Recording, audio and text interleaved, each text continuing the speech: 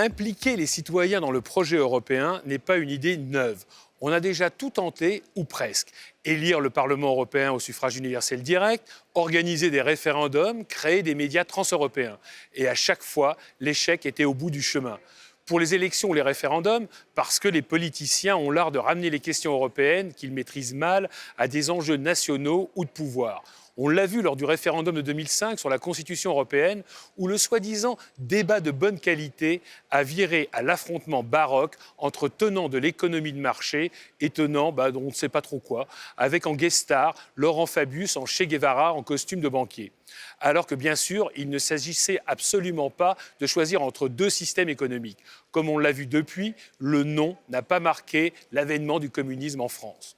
Ne parlons même pas des élections européennes qui n'ont d'européennes que le nom. Quant aux médias européens, ils ont buté sur deux obstacles insurmontables, l'absence de langue commune et l'absence d'espace public européen. Emmanuel Macron a donc proposé pendant sa campagne deux idées. D'abord, créer des listes transnationales aux élections européennes afin d'obliger les candidats à parler de sujets européens.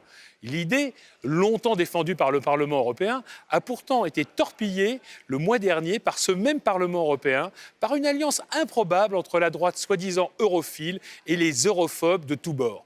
Si vous avez compris, vous pouvez m'écrire. L'autre, les conventions citoyennes, a en revanche été acceptée par les États membres, sauf la Hongrie. On peut craindre que si l'on avait demandé au Parlement, le vote aurait été négatif. Mais heureusement, ce sont les chefs d'État et de gouvernement qui ont tranché, et pas les députés.